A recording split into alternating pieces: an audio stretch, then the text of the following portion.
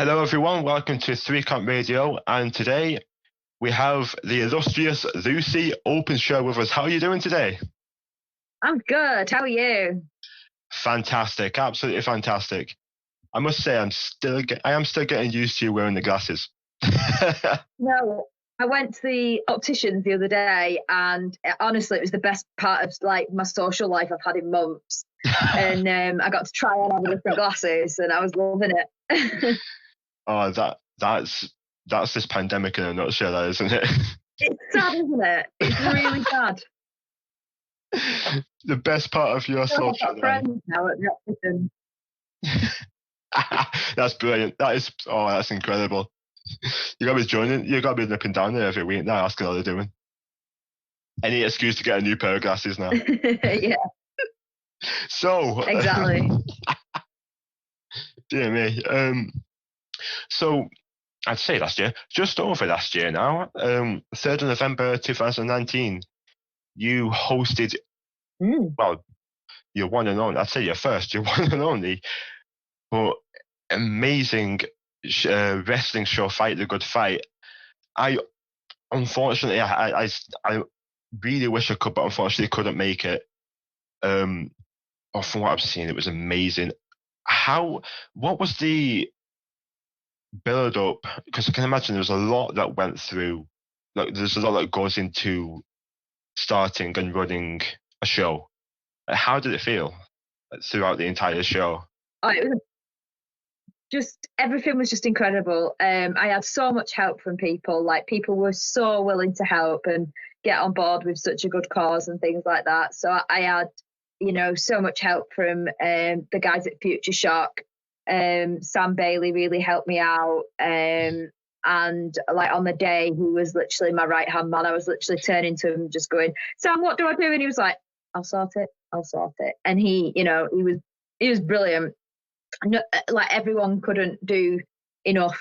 Like, everyone was just getting on board, and at one point it was like it was just brilliant. It was just everyone working together for the right cause, and to put on an amazing show and to raise as much money for charity as we could. And it was still to this day one of my best days ever.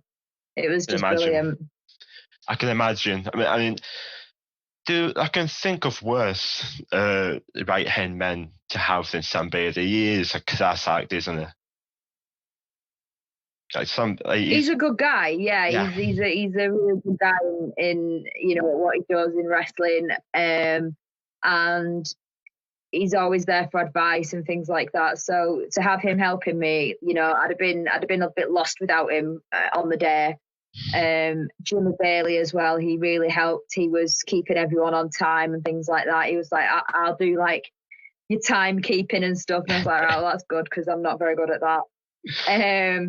But yeah, honestly, just every person who was involved in that show, like whether they were on the show or backstage or doing cameras or doing, it wouldn't have worked if everyone didn't like chip in and help. And it was just brilliant. It was just a really good feel good day.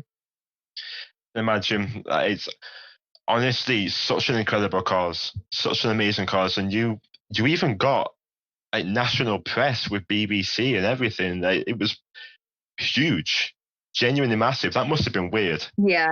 It was really weird. Yeah. Wrestling doesn't usually get that kind of press. Yeah, I went on. No. I mean, I had BBC Manchester and Lad Bible, and of course Bolton FM, contacted me to do, bits about it, and all that press really helped, with, promoting the day and things like that. It was just, it was brilliant. That was just before I started. I started on about February at Bolton FM. For those of you who don't know, Miss Lucy Openshaw right here is the person that helped me get in to Bolton FM. Every Wednesday, 6 to 8. You can't out with the cheap plugs. You can't out with the cheap plugs. So Bill McFarley. And that, of course, is how I know Jim Bailey. the man who can talk for England. You do not need to prompt him to start a conversation. I'll tell you that one. No. Oh, bless him. He's been my best friend since I was 16. So we go back a long time. Absolute great guy. Great guy. One person I hope to have on. I've actually spoken to him about it. But the thing is, I wouldn't know what to ask you because we talk about everything. After Bolton FM, I just let him. Oh, well, yeah, that's what I'm thinking of doing. Because after Wednesday Club, we go. He waits for the bus, I wait for my train, and we just talk about anything. Mostly wrestling, but we talk about anything. So I'm finding it difficult to find things we haven't talked about, so I can get something out of him. I'm trying. I'm trying, but it's a difficult one. Yeah, it's 16 years I've known the guy, and we still don't have a silence. So yeah, I'd say that's the difficult part. Actually, having a silence with the guy, shutting him up. Yeah. One thing we did talk about, though, sticking with the wrestling theme, is I remember having a conversation with him, and I'd love to have your take on it. How on bloody earth did it come about for you to get put through a table?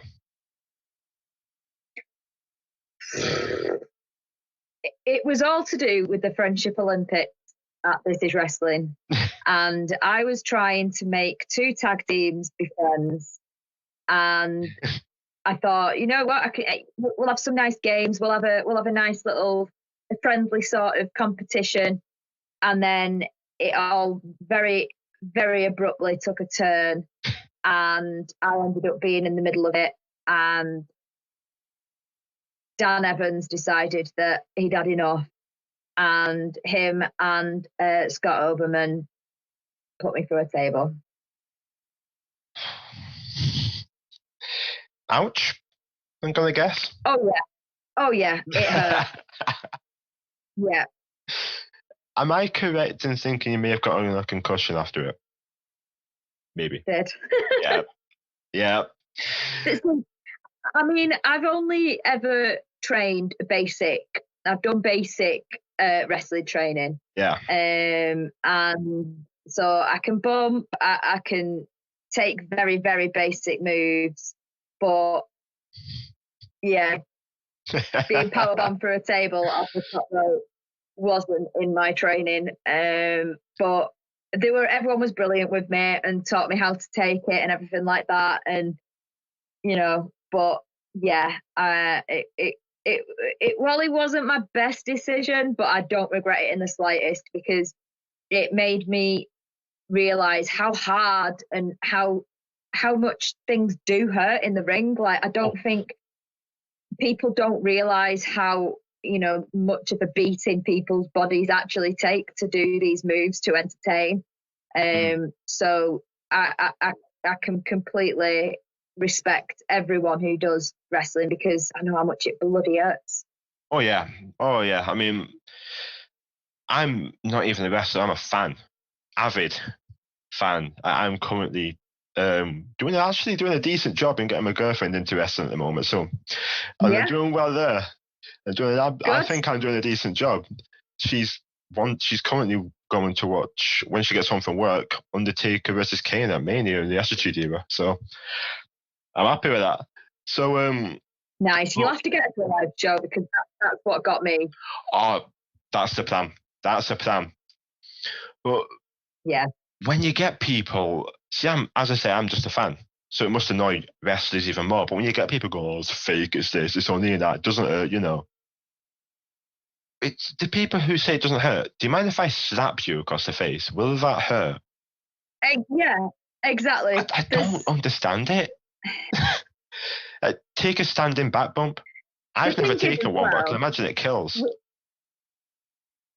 It's one of them as well. Like, people say it's fake, but it's the emotion that comes along with it. You can't fake emotion like that. And the emotion that I felt at specific shows and things like that's real. Like, you can't. That's not fake. It's a more. Yes, it's scripted, but it's not. It's very difficult to explain, but it's a bit like panto. It is what it is. It's a bit like pantomime. Yeah, Like, it's it's like a theatre. panto. It's theatre. It's theatre in spandex. Is what I usually say anyway. It's theatre in spandex. Like, Yeah. The wrestlers in the ring, no matter how many are in the ring, say it's a singles match, for example, they can do all the wrestling moves and flips and tricks, but the goal is to get the fans along on the ride. And one match comes to mind. One match comes to mind, and I remember you crying. I remember Taylor Richards crying. It's when the Young Guns won the tag team titles from the Grizzled Young Veterans. And I made a point to go up to Chris Brooker and say just how amazing of a job he did on that show. Now, I believe, I believe credit. I believe I've been brought up to say credit is given where it's due, and I make a point all the time because that could make someone's day. I always make a point all the time to go, obviously, that was incredible. Words fail me to express just how much I love wrestling. And it does hurt. I've never trained. I wanted to, but and well, funny enough, a concussion with epilepsy kind of woke me up a little bit and went, maybe not. Took a bad turn with that one. So I thought maybe not. But I don't need to take a bump. I don't need to train to know it hurts. I just need to watch it and have common sense. Yeah. That's it. Yeah. If you go off the top 100%. Rope and land on the mat, you're not just gonna get up absolutely fine. It's gonna hurt. Yeah, it does take it. It's a knock. Yeah, definitely. Yeah. It's a story. It's the same like when you're reading a book and you get taken on that emotional journey. Oh, 100%. Yeah, you get invested in the characters. Like that specific match that you mentioned then about the Young Guns and the Veterans, that I was in bits at that. That was such an incredible match. And the story that's been along with it, like, you know that Ethan and Luke have been trained by Zach and James Drake. So it's a story that's been built up, and just the pride of seeing the Young Guns do that and knowing how much it means to them. And I was stood with Janet Allen having a right good tear. We were having a right good hug. And it was just such a lovely moment. Oh, she is. She's truly amazing. She reminds me of what my mum would be like if I was a wrestler. Oh, 100%. 100%. Yeah. Yeah, my mum would be there every single week. She'd probably dive into the ring to protect me. Yeah. Probably, knowing her, she probably would. I remember watching at Tetsujin. I was with when it was Ethan against Luke at Tetsujin, and I remember Janet saying to me she just didn't want to watch it because it was like her two sons battling together, and they knew that they were going to hurt each other. Yeah. And she was like, I can't watch, and I was like, I know exactly what you mean, because they are a lot younger than me. I'm like 31 and they're like what? 19. Young, like young 20 sort of things. You do sort of form that sort of you want to look after them and make sure they're all right. Yeah. And then when them two are fighting against each other, it's like, I can't cope. I'd feel for Ethan more than anything because Luke hits hard. Oh, I know. Oh. Seeing him against Dan Maloney was just, The last show that was on, the last Future Shock show, I believe it was in September, doubleheader, and it was the Young Guns versus JJ Webb and Sonny Durson in the main event, and the chops he gave JJ were brutal, and we were front row as per. We were like, it was at our end, so we were here and they were just there. Not so they were in the ring, but like we were as close as possibly could be, and it reverberated through the entire, almost said arena then, the entire room. Yeah. Oh my! You feel. I know we're supposed to hate JJ, but yeah, I felt for JJ. With those chops, I felt for JJ. They were. Yeah, that's when you know it's a good chop, when you feel for the heel. JJ's gone from being such a plucky underdog to being the top heel in the business. Oh, he's brilliant. Really. Yeah. He's absolutely fantastic. I think him and Alexis Falcon work well together in ring as well, because they're both very gobby in ring, and it just works. The past year, I'd say Falcon and Holly have both been phenomenal. That feud was incredible. Absolutely incredible. Yeah. I'd say feud of the year personally for me, anyway. But of course, that's subjective. But that's wrestling. Absolutely. And they've got, I think, this year, providing we're not all still grounded, they're going to come on so far, and they're gonna take over. Like, they're brilliant. Yeah. Yeah, I agree. I absolutely agree. And I don't know if this is the case, but I'm just saying for what's on screen. When you've got a veteran like Lana Austin to learn from, you're going to succeed, because she's a class act veteran. Absolutely. Brilliant. Absolutely fantastic. And I think the Northwest have got some really good veterans for new wrestlers to learn from. Oh yeah. And you can't go wrong with having these wrestlers as your teachers at the end of the day. Yeah, because I imagine how it is they soak in and learn as much as they can from anybody on the road, in the ring, backstage. I imagine that's how it is. They just soak as much information as they can. Yeah. I mean, I've done where I've been driving, and I've had say Ethan and Joe Nelson in the car, and what they do is they just watch other matches in the car and talk wrestling 24/7 and just how they can improve, and it's just non-stop. It's like their passion is there, and that's what makes it. You've got the passion in something, then yeah. I spoke to Ethan. He's the first person I did a podcast with, and I asked him, is there ever a time where before a show, is there ever a time where you just like, I don't know, like, he's tired, this, that? He said no, because because he's going out to entertain the fans, and he said if there's ever a time where I feel like that, I shouldn't be the man for the job. And that's it. I've been to shows where they performed in front of like a Progress show where they've had hundreds and hundreds of people, but then at the same time they'll perform in the exact same manner as if there's 20 people in the room. Yeah. And that is a true performer for me. Like, if you can put on the same amount of passion and the same effort that you put in to, whether it's 1,000 people in the room or 10 people in the room, that shows something to me. Same here. Exactly the same here. So because I've been to one Progress show, and it was to see Tony Storm. And the one Progress show I went to, Jeannie won the title off Tony Storm. Right. I was sad, but I got to meet her. So yeah, it was one of the happiest moments going. But I like the close-knit feeling of Future Shock more. There's less people, but it feels more like a family.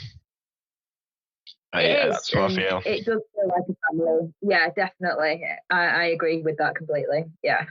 Everyone's there looking out for each other. Yeah. So I got my mum into, because our first show was the show in 2017 when Pete Dunne came in to challenge for the Adrenaline title. And that's back in 2017. Right. And my mum, because I dragged her there to see Pete Dunne, but I'd already heard of Future Shock, so I wanted to see Future Shock as well. So after the show, my mum just walks off. I'm like, where you going? Getting my tickets. There you go. Yeah. That one show got Yeah. her hooked. 'Cause Yeah. So it's so different. It's so difficult to explain the feeling of watching an indie show live.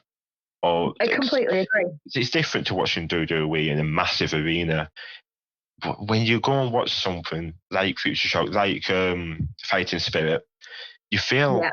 close knit like a family, and it's a feeling that you can't explain unless you're there. Yeah. That you need to experience it yourself. Yeah, I agree.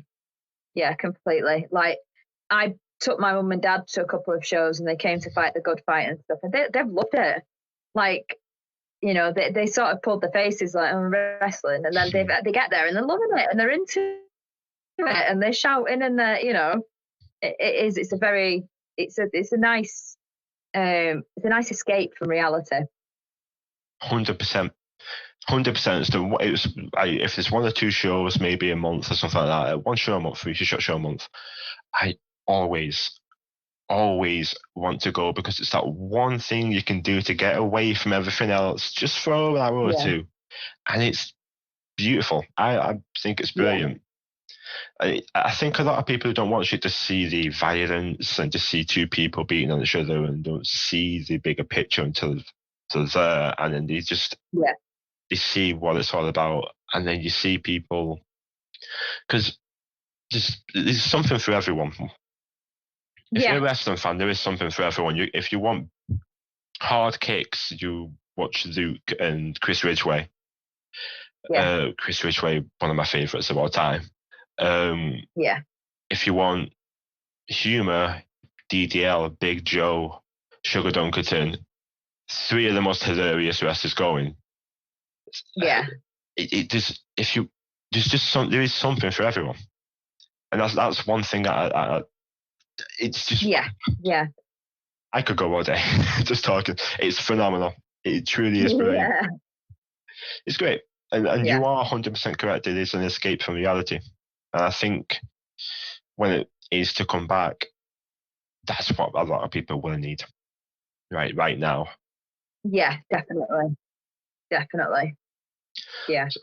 Am I correct in? So am I correct in saying you started off as a backstage interviewer and then transitioned into an announcer? So yeah, what happened was I went to so first of all I went to TNT and I sort of shadowed Leanne Marie when she was interviewing and things like that. And then I spoke to Drill. And he was like, "Oh, come along to This Is Wrestling and see if we can, you know, we could probably get you to do some interviews and stuff." And I was like, "All right, yeah, cool." Jimmy's obviously ring announcer there. Yeah. So I went along, and when it was the women's match, Jimmy was like, "Do you fancy introducing this match and giving ring announcing a go?"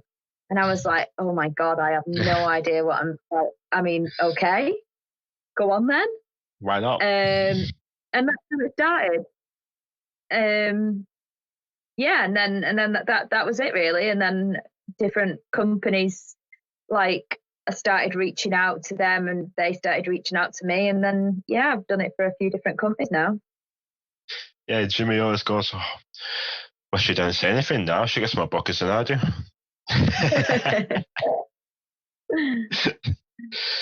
How is it? Because it's something I'm interested in. Do you have to memorize? What's the protocol? Do you have to memorize each thing as it goes? So I have a really, really bad memory. So do I. I genuinely, I believe it's side effects from some of my medication I'm on, because I never used to be this bad. And I really, really struggle remembering things. So I do write down absolutely everything. Some people's I can remember off the top of my head now because I've done it a few times. But others, you know, I always have to have the cards in front of me, because otherwise, if I start stumbling and get it wrong, which I've done a few times, because, you know, we're human. Yeah, to where is human. It's natural. Exactly. But no, I have to write down everything just in case. And to be fair, I usually use it because I don't want to get anything wrong.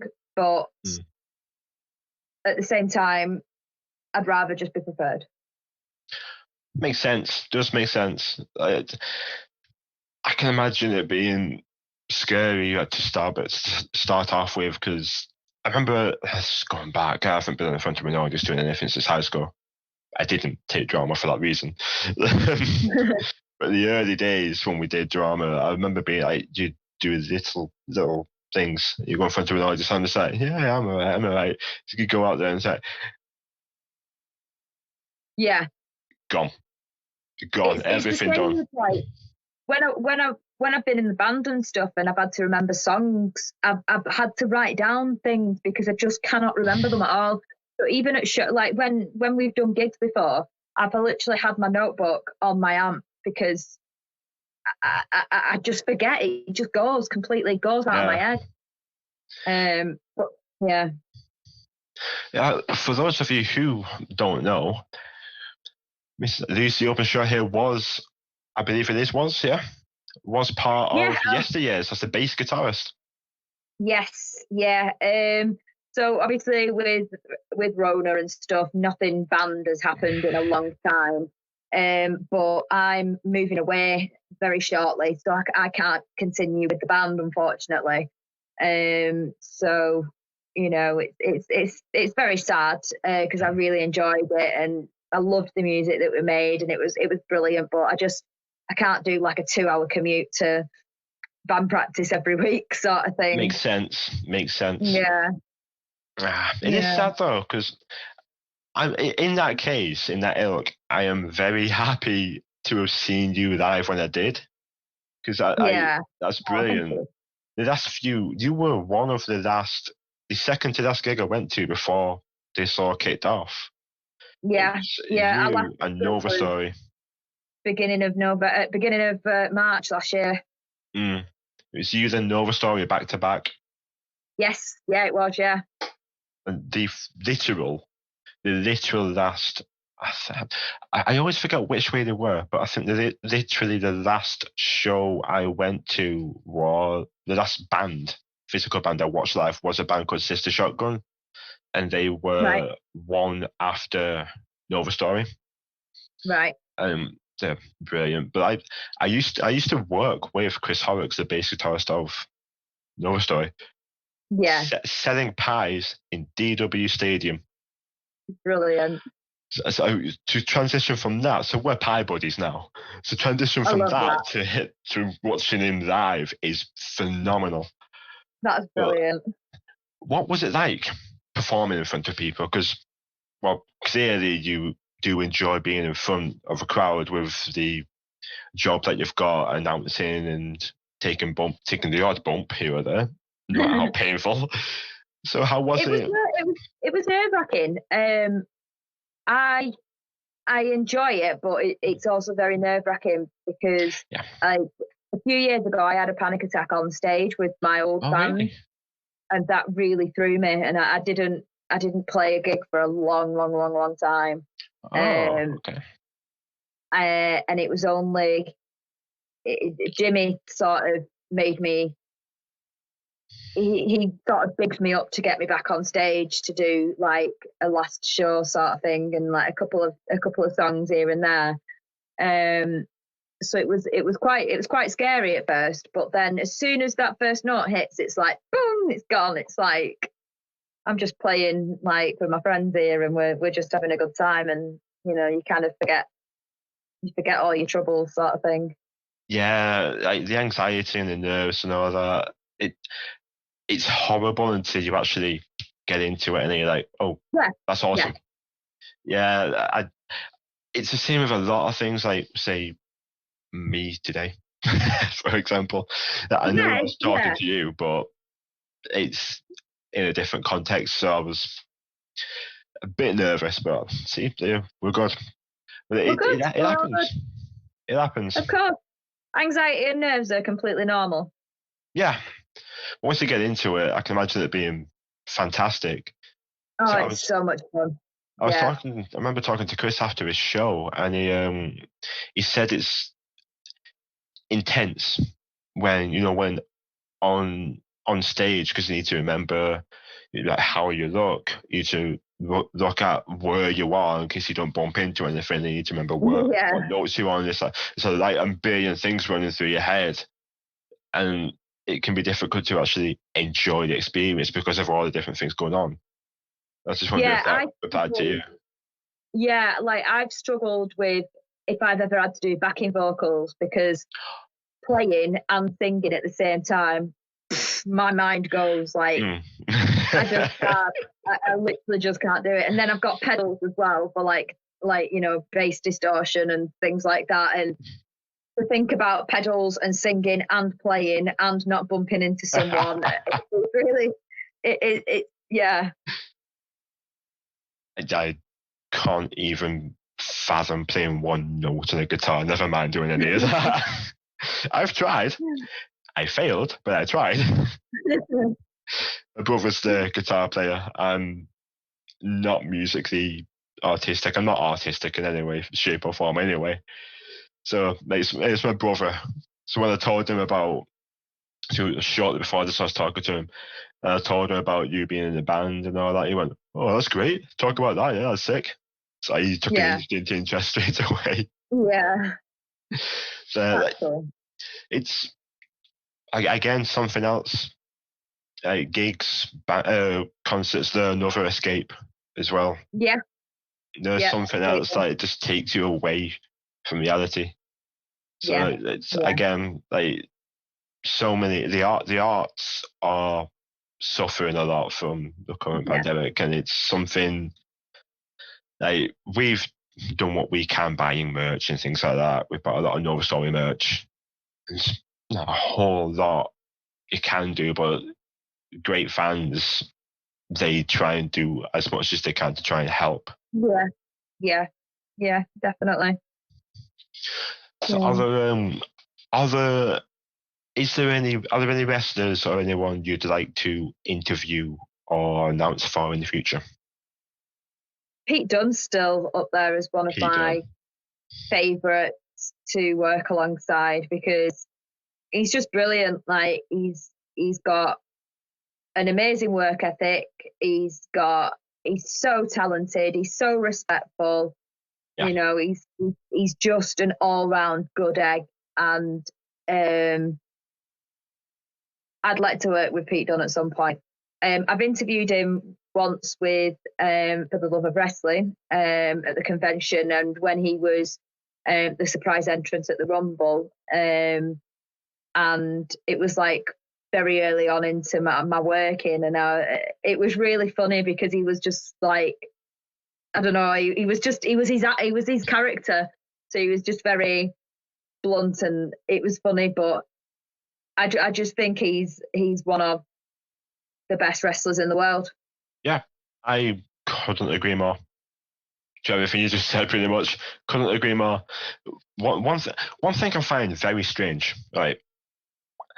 So when you watch WWE, that's an American product, right? Mm-hmm. So you're used to hearing Americans. You are so used to hearing Americans that when you hear Pete Dunne or Tyler Bate or Trent Seven, it feels foreign.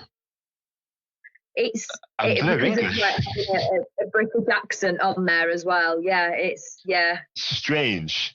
So you hear, especially Brummies as well. It's an outlandish, like say, just so straightforward and blunt. Yeah, like, I'm Pete Dunne. I hurt people. Yeah. And let's hope he never hears this podcast. So he never hears me butchering English accent. But it's just so matter of fact, blunt, and just straightforward that you'd say. Yeah.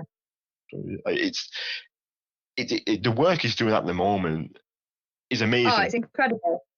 And the fact that the Grizzly Young Veterans are over there as well doing it is, I'm absolutely loving NXT at the minute because it's people that we've sort of seen grow in a way. So like from going watching Pete at Future Shock with a few hundred people to then being you know, a WWE, you know, NXT. UK champion.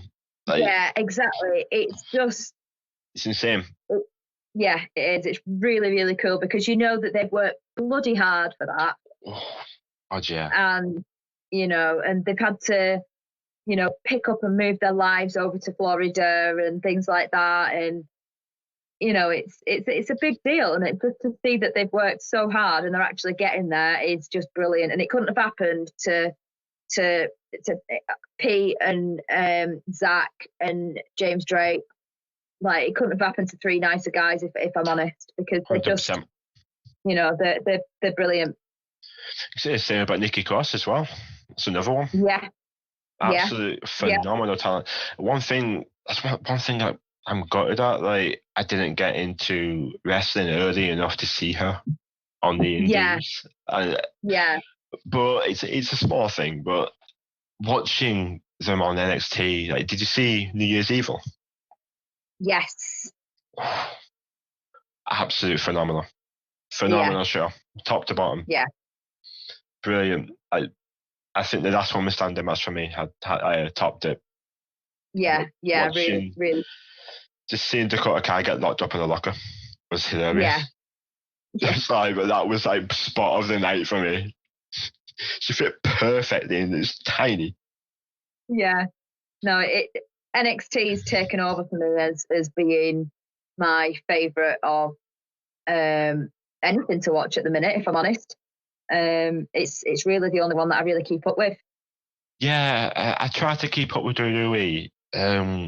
It was when I stopped watching WWE weekly was when Becky got injured by Nia and Charlotte took her place at Survivor Series against Ronda Rousey. Because at that Survivor Series show, the only match that was keeping that one show interesting was Becky versus Ronda. Other than that, no one really cared. So I fell off watching WWE weekly. I tried recently, fell off a bit again, but I do try to keep up. I try to keep up as much as I can. And I watch the pay-per-views, I watch the takeovers, and there's never a bad takeover. There is never a bad takeover. An average takeover is still a great takeover. Yeah. You just, even the Halloween Havoc that they brought back, New Year's Eve or Great American Bash, even these super shows that technically aren't pay-per-views, but they're like bigged up super shows, they're still phenomenal. Yeah. And the talent is brilliant. But I think the one feud that at the moment that's keeping me interested in WWE is Randy Orton and Bliss and The Fiend. I think for me, I've not been keeping up with it, to be honest. But I see stuff on Twitter all the time, but I personally myself, I've not been keeping up with it. Fair enough.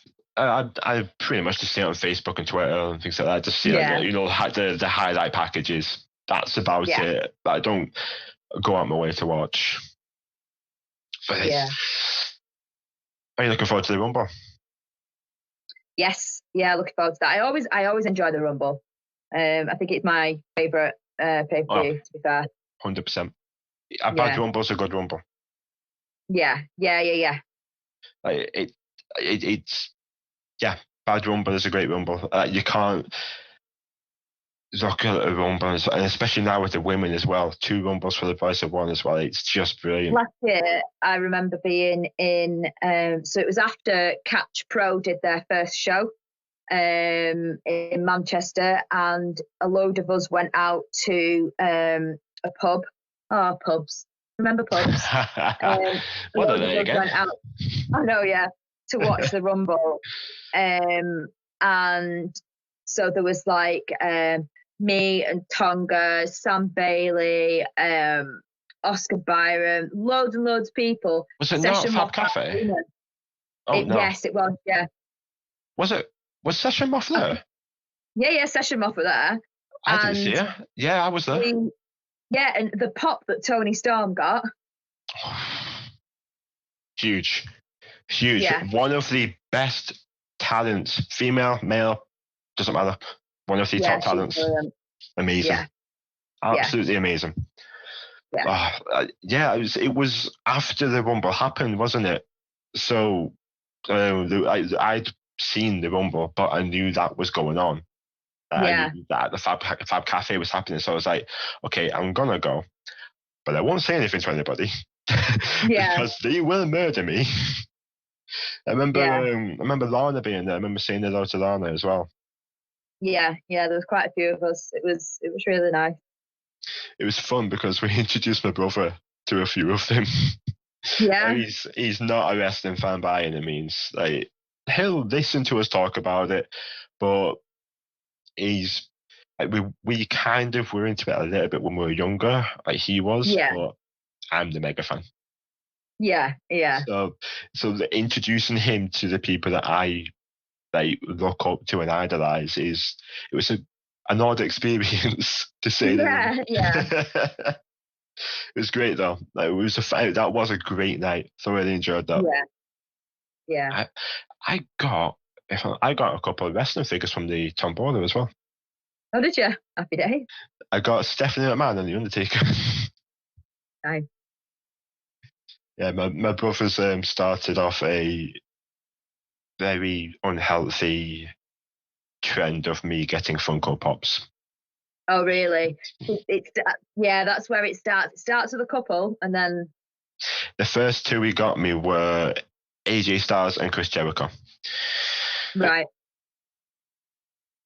Oh, wow. Fair enough. I've got two, and mine are Mark Hoppus and Travis Barker from Blink-182. Ooh, interesting. Very interesting. I've got. Yeah. You are a big Blink-182 fan, aren't you? Yeah. I remember seeing that on Twitter. I remember that one. Yeah, I got my mum, Roberto Firmino. Right. For Liverpool. And I got Joe Baby Yoda. Nice. Massive Star Wars fan, my brother. So, Baby Yoda, there you go, sorted. So, if people didn't know, if they don't follow Lucy on social media, you're also not only do you do everything but wrestle, and a bit of that too. You used to be in a band, but you also dog walk as well, don't you? Yeah, I've got my own dog walking business, So hopefully going to be moving that over when I move. How does that come about? I just got fed up of working with people. Legit. I worked in an office for 5 years and I absolutely hated it. And I said to my mum and dad, I was like, I want a job where I don't have to work with many people. And they were like, well, why don't you become a dog walker? And then that's how it started. And 8 years later, I'm still doing it. You can't, 8 years? Yeah. Fair enough. Can't argue with you there. I mean, you can't go wrong with dogs. No. You physically can't go wrong with dogs. Like, certain dogs, like say pit bulls, perfect example. They get a bad rap because of how they are used and how people bring them up and what they use them for. But it's exactly like raising a child. If you raise a child to be a little brat, the child's gonna be a little brat. If you raise a dog to be an obedient, kind, and you nurture the dog, it will be nothing short of loving towards you. Yeah, 100%. Yeah. Ronnie is a Patterdale. He's a Patterdale Terrier, so he's a ratter. So when we go out, we need him on the lead, muzzled, as much as we can because he's a ratter. So we love. It's in his blood. It's in his nature. But in your house, my lord, the softest little thing you've ever seen in your life. Yeah. It's a little softy. Yeah. Do you plan on getting a dog when you move?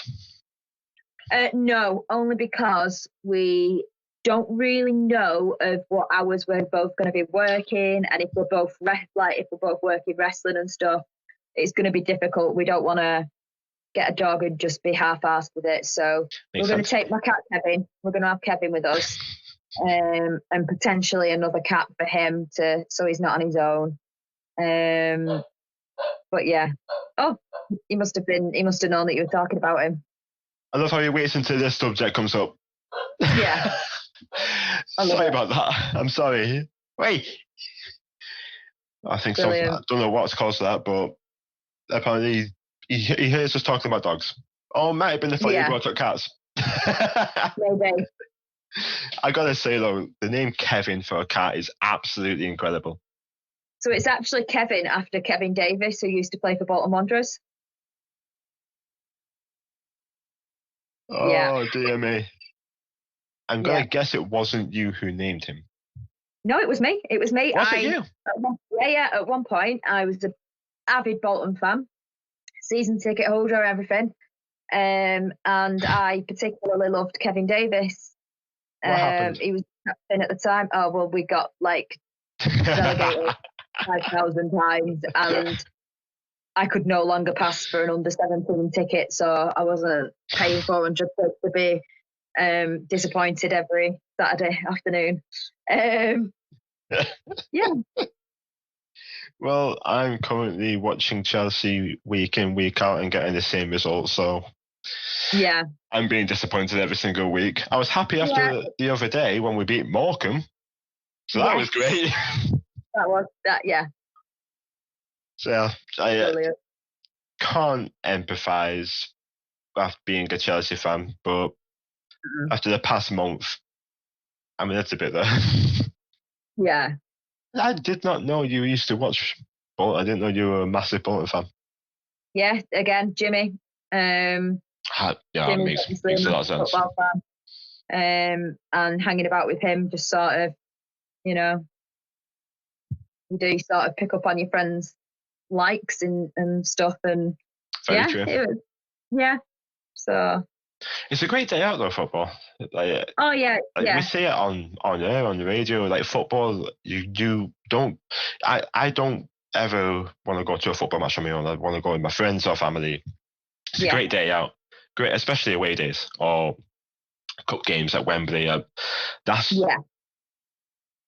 Sorry, the last football match I went to was the FA Cup semi-final against Chelsea versus Southampton. We won. Right. It was a massive surprise. No, I tell a lie. That wasn't. It was at the Etihad against City, and we lost. I went to so one of my favourite matches was it was a home match. It was against Blackburn Rovers, and we won 2-1. And it was a gorgeous sunny day. Like we went to the pub in the morning, like before the match. Then we went to the match, and then we came back to the pub and we won. It was great, brilliant day.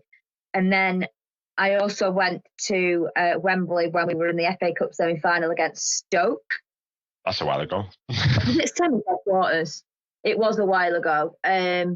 But everything was great, like wonderful day, sun was shining. We drove through like where Wembley was and all the Bolton fans were out and singing, blah, blah, blah, blah. And then we got absolutely destroyed, 5-0.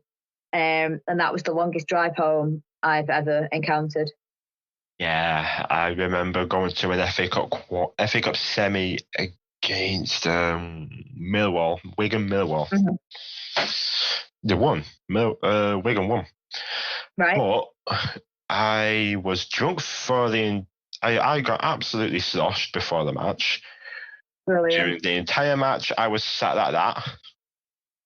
Oh my God. And when Wigan won, I just went, ugh. Oh, wow. So when it came to the coach home from Wembley... Oh, no. Oh, we had someone on the coach screaming the entire time. I ended up... I was with my dad and all his mates, my brother, and I ended up just standing up and shouting at him to shut the fuck up, basically. Oh, wow. I think that was an actual quote. And now, I was young. So... You'd think my dad would be like, hey, shut up, which you think so. No, I think he even agreed with me. I think that he was screaming the entire time in a mega boss or coach. So you'd think like my dad would be like, Adam, shut up. No, I think they've broken even all of them, so no one told me to be quiet. So I think everyone agreed with me. They were just waiting for someone to say it. Yeah, and you were the one to be like, yeah, no, I was tipped. yeah. I was over the edge. I was over the edge, and I was suffering a very premature hangover. The high of the alcohol was wearing, and I was not in a good way. It was brutal. So I understand about that ride home from Wembley. It's brutal. Yeah, Absolutely brutal. So I've got one question, and I see this a lot online. I see you defending it a lot online, and I laugh each and every time you come up with another creative response, and it makes me laugh every time. But I've got a few questions about your OnlyFans because I tell you, first of all, what was it that made you think, all right, I'll have a dabble at that? Just that there's a market for it. You know, there's, as weird as it sounds, someone was on like a Reddit site and they were asking if there was any like photos of certain wrestler girls on it. And my name had been brought up, and I thought, right, well, if people are asking for it, then I could make a bit of money from it. Supply and demand. And that's exactly what I did. And yeah, it's that's pretty much why I did it. And it is very empowering as well. Like, you know, it does make you feel good that people do want to, you know, see extra photos and content and things like that. That, you know, it's just it is. It's just it's a good confidence boost. Good. I mean, if you want, because I can't talk. I've honestly got no problem. If it's absolutely your prerogative, whatever you want to do it. Simple as that. But unfortunately, not everybody shares that point of view. And I do see you get snide comments from people saying what I like to call bullshit, really. And you get a lot of people showing objectifying you for selling yourself and this and that. And I don't get it, because it's your prerogative. At the end of the day, yeah, it's all to do with consent. At the end of the day, I'm consenting what's happening. You know, no one else is making me do anything that I don't want to do. So, you know, if people don't agree with it, then that's fine. You know, not everyone agrees with things, but at the end of the day, I don't agree with certain things, but I don't make a point of going out and attacking people who do it. Unless it's bad stuff. You know what I mean? Oh, if it's horrific, then yeah, people deserve to be pointed out. But at this point, I'm not doing anything to hurt anybody in the process. No, you're not. Leave girls and leave boys who want to do OnlyFans alone. I agree. I absolutely agree. Because I do see that OnlyFans, it gets a bad rap. It does get a bad rap, and I don't. Sometimes, yeah, and I don't personally understand that. I just thought I'd ask you about it, someone who's on OnlyFans, and can give an objective view, because it's you're doing it yourself. You control it. I've had more inappropriate comments and messages on Instagram and Twitter than I ever have on OnlyFans. You have? That's interesting. Well, yeah, that's interesting. Yep. That's interesting. At the end of the day, people on OnlyFans, they're paying to have this extra sort of platform to speak to you on. You know, so there's I don't know, but on Instagram and Twitter, anyone can log in and just go, "Oh, you're a whatever." So that's where I usually see it. Yeah, there is a lot. there is a form of respect on there as well. Like in my opening message to people, I literally say, "Don't be a dick. I don't do this. These are my rules. Please adhere to them." Sort of thing. And generally, people do. But when it's wide open on a platform like Twitter or Instagram, and anyone can talk to you on there, that's when you get the dickheads. Yeah, that's where I see it. That's where I see people commenting whatever they want to say, and you're not hurting anybody. And the problem I see with it is they feel like they have a need to say something when they really don't. If they don't want to see it, it's like something on TV. Just change the channel, just scroll past. There you go. Exactly. You don't have to agree. Yeah. I'm not saying they have to agree. You don't. You don't have to agree with anything. But at the same time, if you don't, who cares? Move on. Yeah. It's not impacting your life whatsoever. It's not impacting your life whatsoever. It's the same with anything. So if you want to do it, if you want to sign up, go for it. That's great. If you don't, that's great. Move on. Everyone's entitled to their own opinion and what they want to do, and just don't be dicks. That's the whole point of just, yeah. No better way to put it. No better way to put it whatsoever. And I think that's a perfect segue for me to ask you if there's any social media you'd like to plug. I mean, I'm on Twitter, and Instagram is Lucy Ride or Die, and my OnlyFans is OnlyFans/Ms. Lucy, which is MSLUCY. There you go. Get following, get subscribing. Lucy Openshaw, thank you very much. It's been a pleasure. It has been a pleasure. It's been lovely with you. Thank you. I really do appreciate it.